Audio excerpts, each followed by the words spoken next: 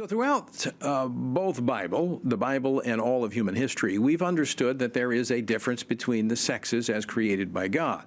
That is, of course, until recently. And then we have these radical gender ideologues that are seeking to blur or even erase these distinctions, these God-given distinctions, leading to significant changes touching almost every facet of society, creating confusion and chaos. And hurt, by the way.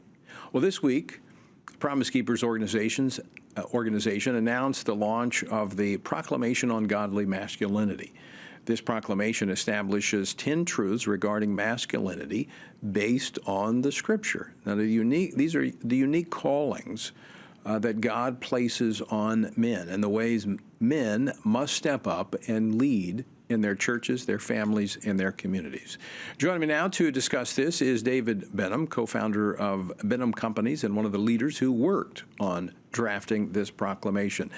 David Benham, welcome back to Washington Watch. Tony, it's nice to be with you. Thank you so much.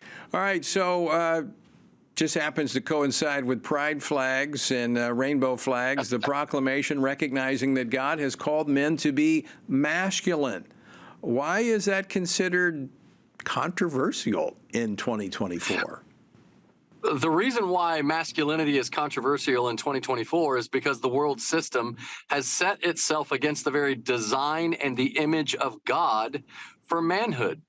You know, we look at what's happening in the world today, and when we look at the world system and the system of Satan and the system of the devil, he does not want men to be godly men, biblical men, to embrace masculinity as God designed it. And so what the world system has done, Tony, is it elevates perversion and greed and promiscuity and dominance and chauvinism, and then it flips it around and calls its own invention toxic. And so what we decided to do, what Promise Keepers has chosen to do is, at this moment in history, we have to define what a true biblical man is. What is manhood? What is masculinity? And one of the most important things that we're trying to do, you know, as Socrates once said, if you wish to converse with me, first define your terms. Right. We're trying to define, what does it mean to lead? In today's culture, leadership is often associated with dominance, or you're the one person that says it's your way or the highway. That's not the type of leadership we're looking at, Tony. The type of leadership that we define in Scripture is the leadership of Jesus Christ, the servant leader who sacrificed himself for us, who laid his life down. And that's truly the essence of biblical masculinity, is that a man is tasked, number one, to provide and to protect, to lay his life down, to be the first line of defense.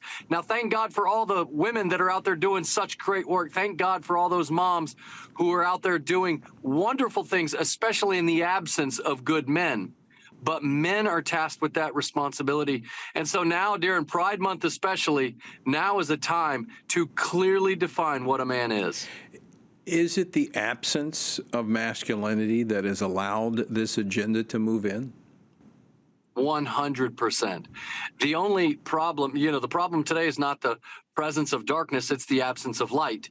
When God says that we are the light of the world, the church, and I want to give a Martin Luther King Jr. quote, he said, the church must be reminded that it is neither the master nor the servant of the state, rather it's the conscience of the state.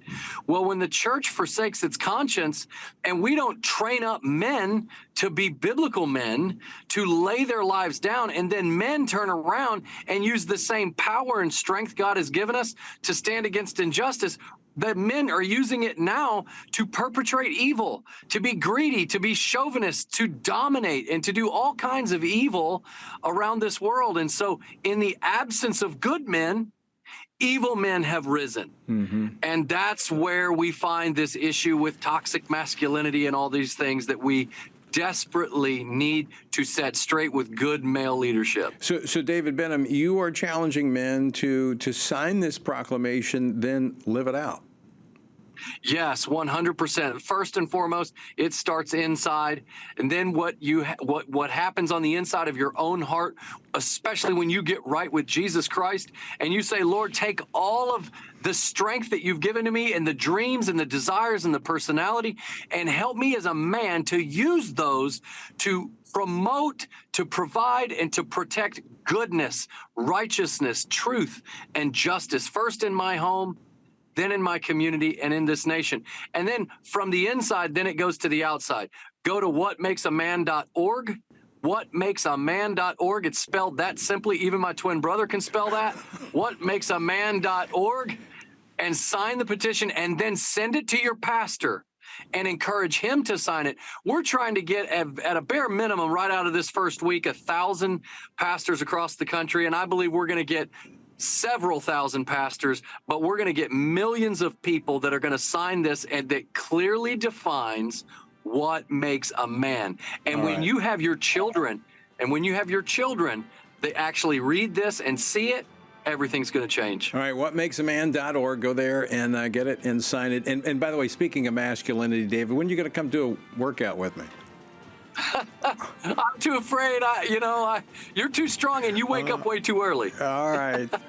David Benham, great to see you. Tell your other brother I said hello.